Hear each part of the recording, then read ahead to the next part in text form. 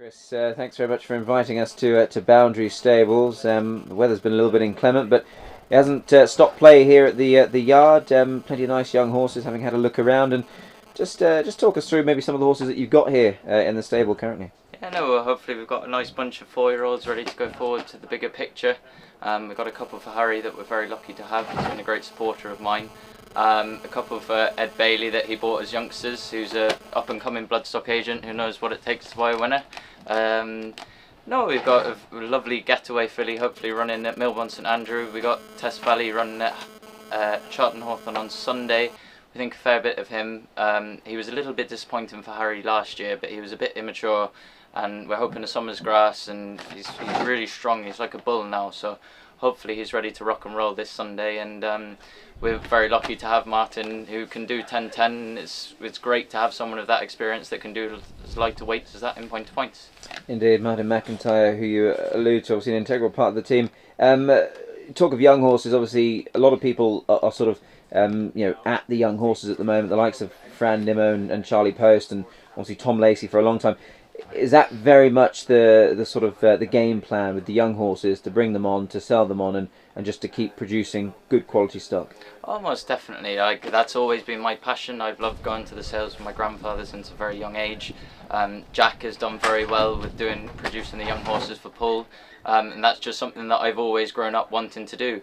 I'm very lucky, and the team that I have around me are very good. Martin is especially one of the best riders around. A lad that works for me, Cyril, he's been there. He was the head lad at Mick Helford's for 15 years. He knows what he's doing, probably more than me. But we all work together, and we all want the same result, which is nice horses to bring on for the future. Indeed, winners certainly paramount for sure. Just talk us through, obviously, the yard itself. I see you've got 8 boxes here. They're all full, so that certainly can't be a bad thing. Would there be any immediate plan to perhaps, keep progressing the yard, maybe upgrade and extend the yard, or is it just 8 for the moment and you're happy with that? Well, look, this season it was very much that we had the 4 last year, and we did very well with our mare luckily last year, so that's entitled us to get another 4 this year. Moving forward, I'd love to have more boxes, and that's my passion, is young horses, and that's very much what I'd like to do in the future. For sure, and just finally, just going back to Tess Valley, he runs this weekend at Charlton Hawthorn.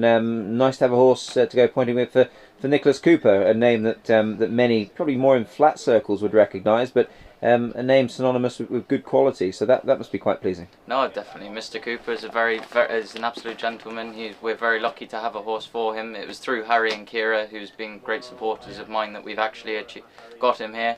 Hopefully we can do ourselves justice when he runs on Sunday, and he'll be heading back to Harry's straight after, hopefully. Let's hope he has a one by his name. Absolutely. Well, listen, we wish you well, Chris, and obviously great to come and have a look round, and plenty of nice young horses going forward. So hopefully we've seen plenty of rules runners in their stables here this afternoon, and they go on to bigger and better things. I hope so. Thank you very much.